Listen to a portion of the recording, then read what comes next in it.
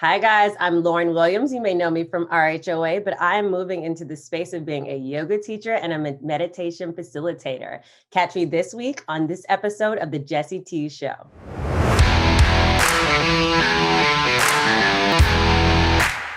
Okay, yeah. I started out on Real Housewives of Atlanta with my sister. I really was honestly just her assistant, and I needed to film with her because it was like filming her everyday life.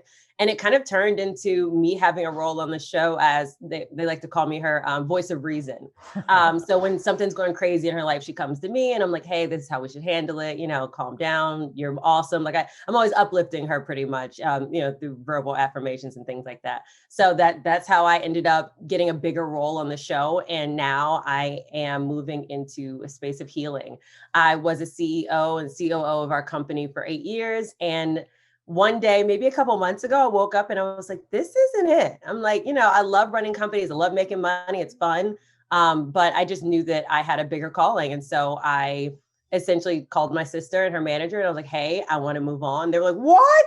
Who's going to do it? They're freaking out. And they said, okay, go do what you need to do. So I am officially done with my company. I still own a piece of it, but I'm officially out of that CEO, COO, work too much role in the next couple of weeks. And then I will be getting my yoga certificate. Finally, I'll finish. And I'm already doing some meditation guiding and things like that.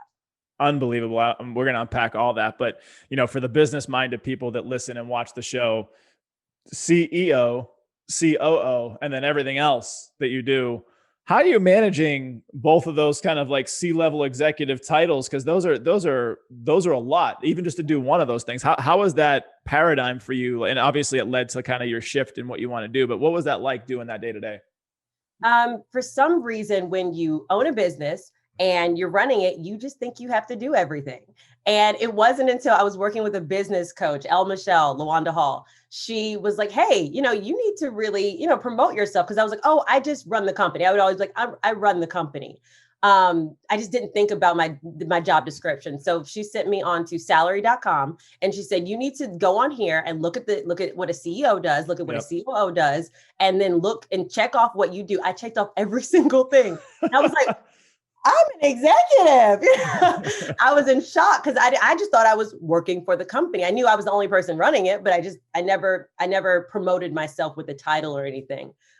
So yeah, I mean, it was tough to juggle, but when you're in that seat and you got to get the money coming in and you don't want your company to fail, it's just something that you do, but it is nice to have someone say, hey, no, go online and see what these powerful people that you look up to are doing. And I bet you'll see that you have more similarities than differences. And it kind of empowers you to keep moving and then to start delegating because you realize you're doing too much. That's the hardest thing for a lot of people that run companies and start businesses is delegating and passing things to someone else. And I just had this conversation. They don't do it right. Yeah, it's like you got to let go of that control so that you can show up better over here. Exactly. And it's funny. I just had a gentleman by the name of Cameron Harold on. Actually, he wasn't on the podcast yet. I met him last week at a mastermind in Scottsdale, Arizona.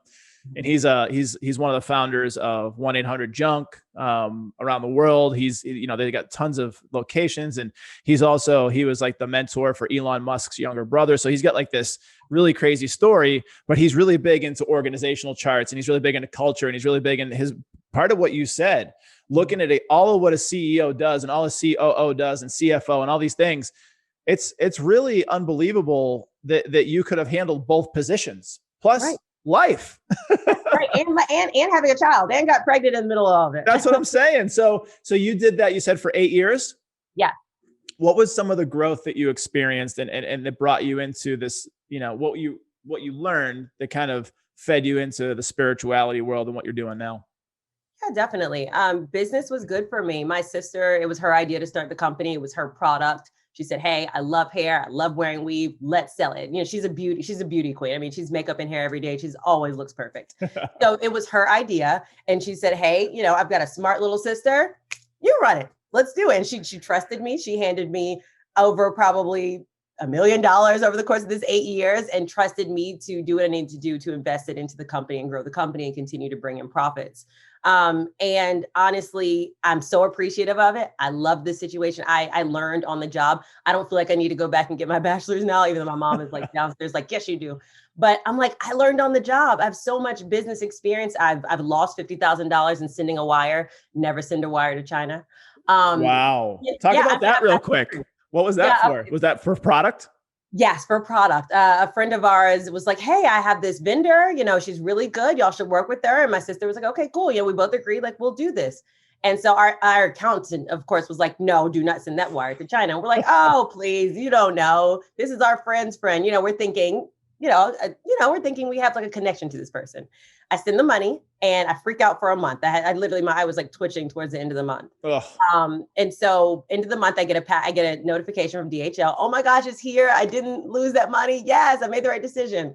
I get it. And it's literally synthetic hair. It's like red and like blonde synthetic hair. I ordered human hair, which would, obviously be $50,000 worth of hair. They sent me maybe $200 worth of hair. Oh my and it was synthetic and it was not, I couldn't use it. I ended up just throwing it away. I was so upset. So yeah, that happens. Stuff like that happens in business, and you get through it. You learn not to send wires to China. You figure it out.